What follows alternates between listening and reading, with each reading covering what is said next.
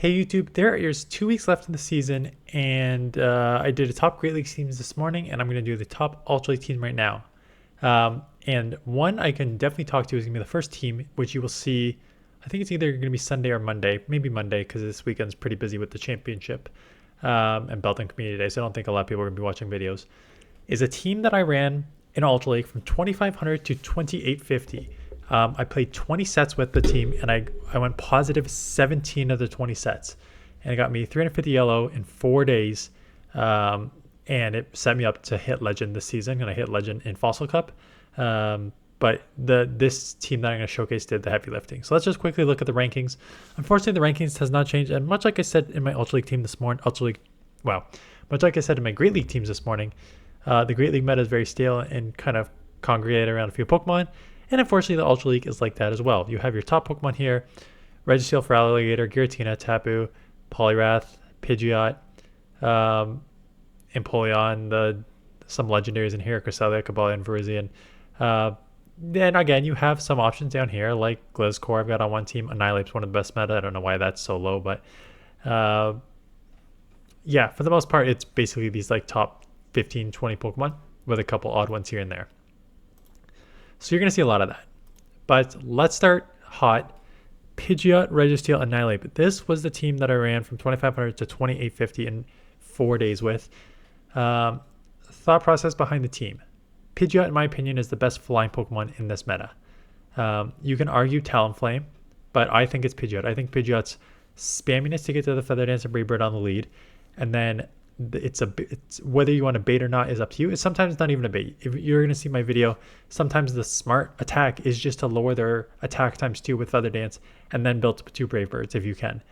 Sometimes it's just to go Brave Bird and bail, and that's why I like Registeel and Annihilate. Both are 2 of the top safe swaps in this meta, in my opinion. For Alligator is #1 by far, but Registeel and Annihilate both play super strong. I actually use Annihilate way more as a safe swap than Registeel. I think it's just very strong when you get a couple counter advantage to get to those Shadow Balls, even in bad situations, bad matchups. So you got the best fighter in the meta, you got the best #1 ranked Pokemon, #1 steal in this meta, and in my opinion, the best flyer in this meta. So basically, you Feather Dance or Brave Bird and Bail, 2 bulky Pokemon, spammy counter Shadow Ball, and then Registeel, super bulky with those Zapkin and Focus Blast nukes there. So yeah, very, very strong team. You'll see that coming up next week. Another team that I showcased last week was this team, Tapu, Reggie, Giratina, and it's same idea. Well, this one I kind of modified a team that you're going to see in #4. Let me actually just move that team up right now. Let's go over this team first because I modified this team a bit. So this team was submitted by a viewer. It is Giratina, Greedent, Tapu. And it was very, very super strong shape. Giratina weak to ice. Tapu's going to deal with that.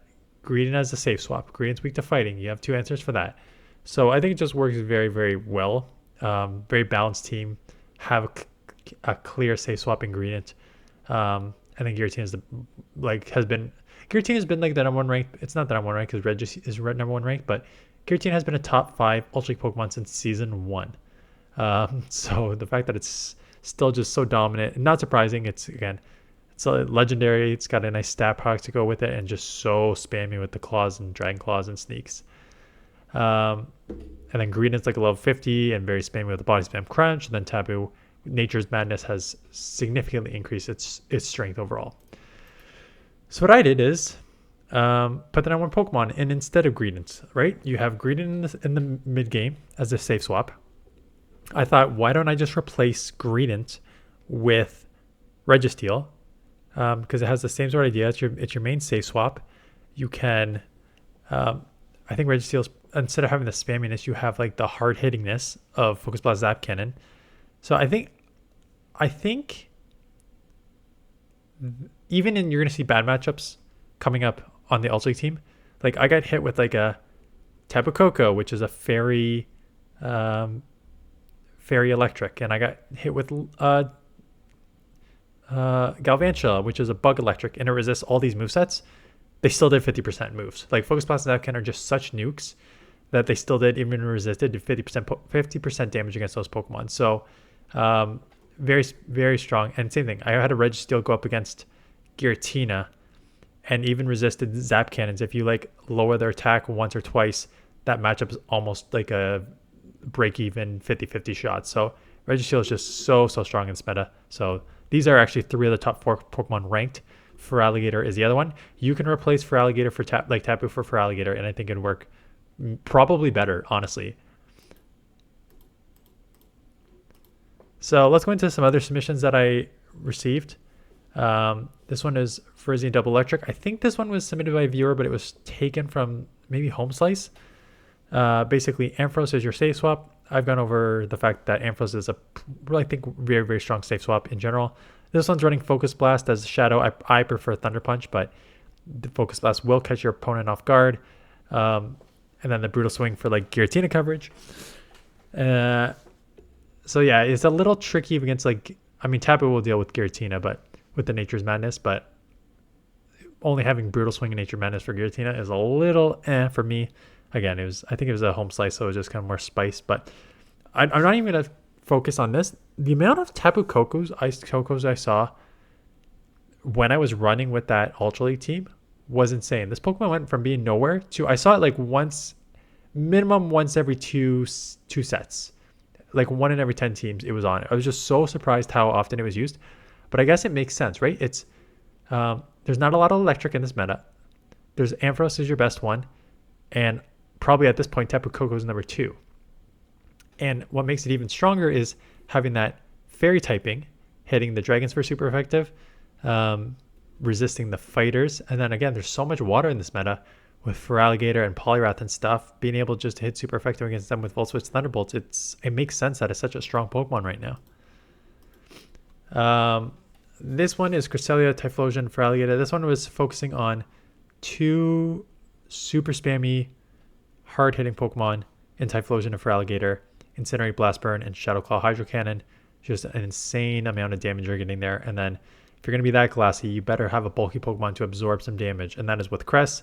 Again, you could argue, I'd probably run Typhlosion on the lead and have Crest and Feraligatr in the back, and that gives you a little more leeway in how you want to shield. Because if you have Crest on the lead, again, you don't want to shield the Pokemon, right? Because you want to save the shields for Typhlosion and Feraligatr. So just kind of knowing right off the bat where your shields are going to go with Typhlosion. Feraligatr is like the number 1 safe swap in this meta, so I think that deserves to be in the back because you can easily safe swap into that. I think just something like that, like Typhlosion lead, figure out if you want to use shields there or just grab shields and then what you want to sweep in the back. I think it would be better, but again, you can play either way. This one, I'm going to ignore Piloswine. I think this was just like Piloswine fun for the subscriber, but for Alligator, I've already talked about how dominant it is. Glizzcore is an annoying one to go against constantly. So this one has Aerial Ace and Earthquake.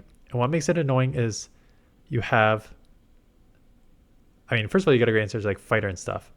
But it's just that like bait of Aerial Ace first thing landing and Earthquake. Because an Earthquake landing like really freaking hurts. And it's very spammy to get to, right, with the wing attacks. So you get to the Earthquakes pretty fast, and then it's like landing an Earthquake hurts, and then you're spamming to get to that. So just going straight wing attack Earthquake is great. But then if you also just want to like bait with like a quick Aerial Ace or Night Slash like as an option, which makes it very, very kind of difficult to go against. Kind of like why I like Pidgeot on the lead. I already talked about two of these Pokemon, Ampharos and Feraligatr, which I think are both amazing safe swaps. The other best flyer in this meta is Talonflame. The Incinerate got a buff. Fly is such a better move on it. I mean, in Ultra, you can kind of argue Brave Bird, but I still think Fly is better just for being able to spam it and not having to lower your defense times 3. So Incinerate buff with a Flame Charge to make it even stronger. Just like that combo can add up real quick, and it's like a level 50 Pokemon, so it's got a lot of bulk to it too. And then Feraligatr and Ampharos can both play as safe swaps. And I think this last one, this last one was like an ABB style team, weak to Fairy. But again, I always say like with this team, if you're going to be weak to Fairy, you probably want a better answer to Fairy on the front than just a mirror match, essentially. But the only Pokemon Florges I'm going to kind of ignore. I'm going to talk about Guzzlord though, because Guzzlord's also kind of a tricky one to go against. It's one of those like you can destroy it because it's double weak to Fairy. But it's also one of those that is so kind of bulky and decently spammy, hard hitting with the Dragon Tails, and the Dragon Claws and Crunch add up pretty quick too. And it's a complete wall to like, well, not complete wall because Giratina can have Dragon Claw itself, but just walling like the Ghost and a great answer for Cresselia. Although Cresselia has Moonblast, so it's kind of a tricky one there. But it's just like, it's one of those Pokemon like I like using, but it can just get like one shot quickly. So just be careful if you're going to use it. Anyways, that is it. Like I said, stay tuned for this one. I think it's going to be Monday morning. Yeah, I think I got this one Monday morning just because this weekend there's like 4 things going on. There's like the start of I put out yesterday. Yeah, yesterday afternoon, I put out, it's a GBL focused event, right? Because it's the Pokemon Championships this weekend.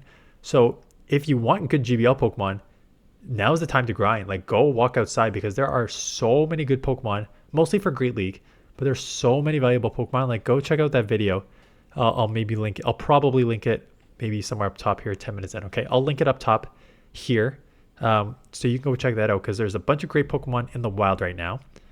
There's the Pokemon Go Championships on right now. There is, if you watch the Twitch stream for these championships, there's like great drops for like elite TMs and stuff. And at the same time, there's a Beldum Community Day. So I have to imagine that not a lot of people are going to be watching videos this weekend. So I'm definitely going to save this one for Monday when all this is sort of done. So people can like start with this one on Monday. And then maybe do like, I'll still maybe do 2 videos per weekend, but maybe just like not the super hard grinding 350 ELO ones. Anyways, that is it. Good luck in the final 2-week push, and I'll see you guys in the next one.